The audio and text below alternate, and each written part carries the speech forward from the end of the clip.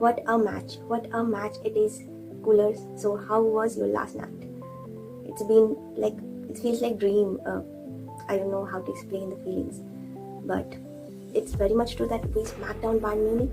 मुलर जो भौंक रहा था लिटरली मैच के मतलब अनाउंस होने के टाइम से कि see my old friend see you लेवा लेवी समथिंग जो भी है हमने शट डाउन कर दिया है.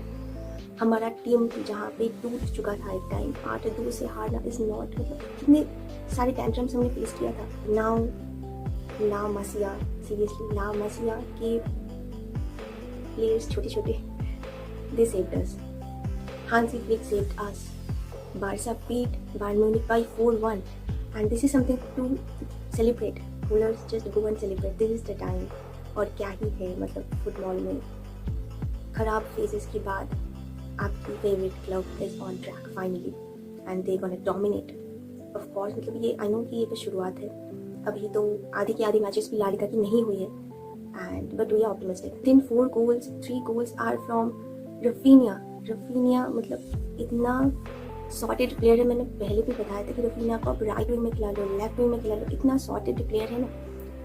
और अभी तो जितने मैचेस और खेला जा रहा है Raphinha is too good. He is a banger. और ये रफीनिया का 100th मैच था.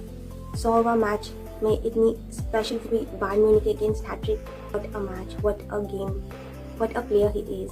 अब पता है क्या, ये जो मैच था ना बारसा की जो 4 प्लेयर्स है big 4 they just every time every second they involved in the game becomes much better with them. Pedri, Casado of course, Rafinha and Lewandowski. अब मैंने यमाल को क्यों नहीं इंक्लूड किया. यमाल भी बैंगर है बट मैं इन चारों को स्पेशल इसीलिए बोल रही हूँ कि इन चारों ने मैच लास्ट नाइट मैच में जो हरकतें की है ना insane out of the world hands down. मैं ना बात करनी चाहूँगी पहले कसाडो की. उसने जो मैच खेला है ना मैं ऑनेस्टली बता रहा हूँ आपको अगर ट्रू फुटबॉल एसेंस एंजॉय करना है तो जाओ आप बार्सिलोना का 90 मिनट्स मैच देखो और उनका मिडफील्ड में जो फुटबॉल प्ले होता है आप वो देखो, वो एंजॉय करो. No words for that. Casado ने इतना अच्छा गेम प्ले टैक्टिक्स, इतना आईक्यू है ना बंदे का, इतना टैक्टिकल प्ले है उसका. अगर देखोगे ना उस बंदे को हैरी केन के पीछे था in between stops attacks and everything जो हरकतें सारी करता है. अगर देखा जाए ना तो कसाडो का इतना फ्रीडम है उसकी खुद की पोजीशन पे, इतना वो अच्छा यूटिलाइज करती है अपनी स्पेसेस को. He is something else coolers. He is something else. Stat is something about कसाडो to talk. Is must have 89% accuracy. 89% accuracy throughout the field. 30 complete passes, 5 duels on, 4 tackles on and 1 banger solid assist. कसाडो ने जो assist दिया ना जो वो classy level का cross था towards Raphinha. That wasn't easy because कसाडो के ऊपर चढ़े हुए थे बायर्न के प्लेयर्स. हैरी केन, गनाबेरी और पता नहीं कौन कौन चढ़े हुए थे बिल्कुल. और अंडर प्रेशर रहते हुए कसाडो ने जो क्लास दिखाता हुआ अपना जो क्रॉस मारा and that of course goes for goal that beats Manuel Neuer and Rafinha does it so well. The all things together, how it just works, like whenever you see it feels like how the poetry happens. और Pedri के बारे में मैं अलग से मतलब क्या ही बोलूँ. मैं पहले वीडियोस में भी ये बता चुकी हूँ कि I am so obsessed with Pedri. उसकी जो प्ले है, आईक्यू है, जो भी है, I just love to see Pedri. ना लेवा का रोल थोड़ा डिफरेंट था. जो प्रॉपर नंबर 9 करते हैं वो उस रोल से थोड़ा डिफरेंट था आज लेवा का रोल क्योंकि 15 minutes was harsh for Barca but after that how they managed it so well वो था. और सच बोलो तो सेकंड हाफ में जब डियोंग आया, ओल्मो आया तो last 20 minutes you can say कि पूरा ही मैच हमारे हाथ था. मतलब पूरा बार्सिलोना ने कब्जा जमा लिया था पूरी यार्ड्स में. बट ऐसा नहीं है कि पहले से एकदम एंड तक बारसा ने एकदम टॉप नॉच खेला. बिल्कुल नहीं मैं ऐसा कहूँगा क्योंकि फ्लॉज था, बहुत था. बारसा खुल चुका था बायर्न से. इवन बायर्न की पोजीशन भी ज़्यादा है, ऑल ओवर ज़्यादा है बायर्न की पोजीशन बारसा से. मतलब अगर टैक्टिकल चीज़ें देखो, स्टैट्स देखो तो बहुत सारी चीज़ों में बायर्न आगे है बारसा से. But goal is the ultimate number that decide you win और लूज. पता है क्या, जो बार्सिलोना का मिडफील्ड था ना वो पूरा खा गई थी बारसा बायर्न की मिडफील्ड को. पेद्री था, कसाडो था, रफीनिया था. बट लेवा और यमाल का रोल ना बहुत डिफरेंट था टुवर्ड्स. बट इस मैच में ना यमाल थोड़ा मतलब फर्स्ट हाफ में थोड़ा कहीं पे डिजॉल्व था. बट उसने जो कांड किया, मतलब डेविस था बायर्न की जो प्लेयर है डेविस, उसने तो पूरा मार्क करके रखा था यमाल को, बट यमाल अलग ही प्लेयर है, यमाल अलग ही दुनिया की प्लेयर है। उसने धजिया उड़ा दी डेविस की and it's worth to watch it. Lewa ने चांसेस क्रिएट करने के साथ साथ वो ड्रॉप हो रहा था। फ्लिक की जो स्ट्रैटेजी थी कि फ्लिक ने बोला कि चलो हम खेलेंगे वही जो हम खेलते आए हैं, वही हाई प्रेस, वही कॉम्पैक्ट, वही वर्टिकलिटी, वही लॉन्ग बॉल्स, और इन सब के होने के लिए हमें कॉम्पैक्ट जो एक मार्जिन है उसको मेंटेन करना था। तो दैट्स वाई लेवा हैव टू ड्रॉप, उसको ड्रॉप बैक करना था, इवन दो वो कहीं कहीं पे प्रेस भी कर रहा था। ये सेम चीज़ यमाल के लिए भी एप्लीकेबल होती है, क्योंकि उसको भी हमने थोड़ा डिफरेंट रोल प्ले करते देखा है। लास्ट बड़ी बात तो पेदरी खुद की एरिया में तो किंग है ही, अपने एरिया से निकल के कहीं ना कहीं बैकलाइन को टैग भी करने लग जा रहा था। मतलब जैसे ये सारी चीज़ें देखना, मतलब वो खुद से अपनी पोजीशन को कैसे यूटिलाइज कर रहा है, कैसे मिडफील्ड पे हक जमाते हुए बैकलाइन को स्टैक करना भी पॉसिबल, जैसे इनफैक्टिबिलिटी। तो बारसा का सच बोलो तो बॉल रिटेंशन हो, ऑफ साइड ट्रैप की तो क्या ही बात करूँ। इनिगो कुबार से मिलके जो off side traps, just look at the picture, this says everything.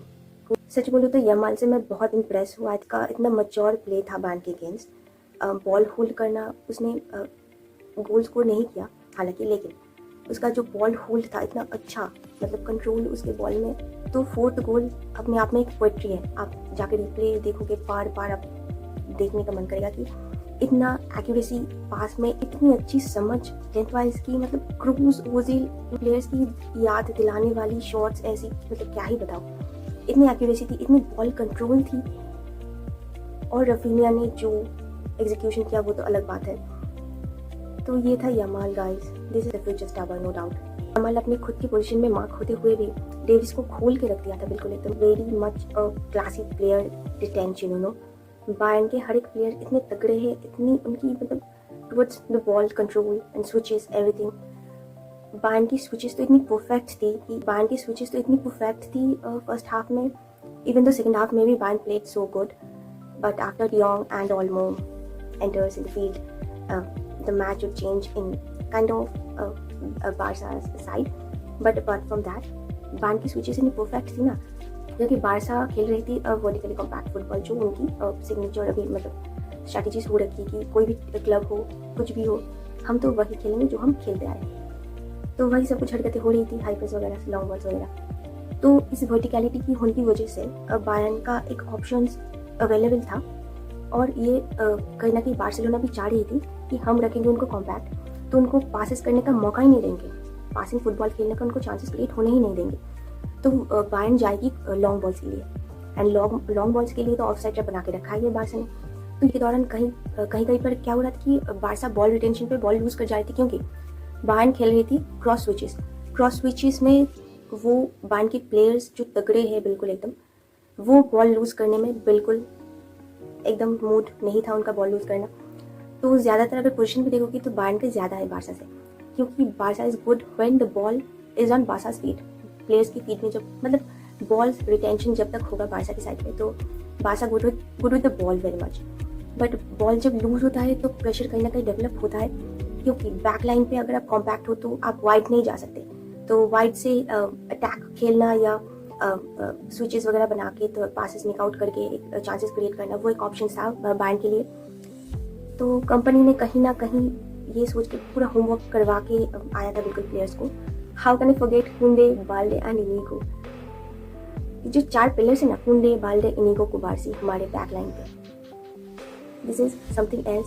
कि आप ऑफ साइड ट्रैप तो ठीक है, वो तो है प्लान के हिसाब से, लेकिन कुछ अगर आउट ऑफ प्लान चला जाता है तो आप कुंडे को देखो, आप बाल्डे को देखो, आप कुबारसी को देखो, एंड इनिगो तो अलग से मैं क्या ही बोलूँ इनिगो के बारे में।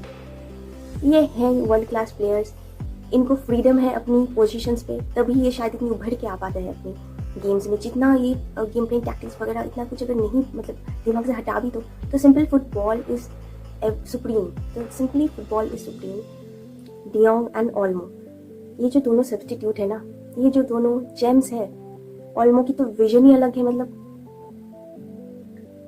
I don't have any words to say about Olmo and De Jong separately. You know who they are, how they are playing, how they involved in the match, how they played the game. This is it. तो Barça का vertically compact defence line होने की वजह से तो mid line भी कहीं ना कहीं शिफ्ट थी आसपास डिफेंस लाइन की, तो इसीलिए मैं प्रीवियसली जैसे कि बोला कि पेदरी डिफेंस मतलब बैक लाइन में भी स्टैग हो जा रहा था जब ज़रूरत थी, तो दैट्स द रीज़न। तो फ्लिक की अलग ही मास्टरमाइंड गेम प्लान से अलग ही मतलब थैंक्स टू हांसी फ्लिक, दिल से कूलर्स की ज़िंदगी में खुशियाँ लाने के लिए फिर से फर्मिन लोपेज, कोई जानता भी नहीं था कौन है Fermin Lopez. 2 assist he gives, top notch, top quality, and this is it everyone, the whole Barca team, the whole game play. ऐसा नहीं था कि बारसा मतलब स्टार्टिंग टू एंड बहुत बढ़िया बहुत अच्छा खेला, एक्सेप्ट लास्ट 20 मिनट्स, क्योंकि वो 20 मिनट्स कुछ अलग ही थे। डियोंग ऑल्मो का इन्वॉल्व होना गेम में, इसने 15 मिनट्स थोड़ा डिफिकल्टीज हुई बार्सिलोना की, और उसके बाद भी बायर्न ने खोल के रख दिया था हमें, no doubt, this is agree करना पड़ेगा। लेकिन उसके बावजूद नोयर को बीट करके 4 गोल्स मारना एंड प्लेयर्स के अगेंस्ट इतना अच्छा परफॉर्मेंस देना, and this is something to feel proud about it. So yes, अभी 2 दिन बाद एल क्लासिको भी है, उधर रियल भी अपने बैक इन फॉर्म आ चुका है, विनी ऑफ कोर्स बैलन Dar winner back in form आ चुका है, तो ये क्लासिको तो टॉप नॉच होने वाला है। So till then enjoy football.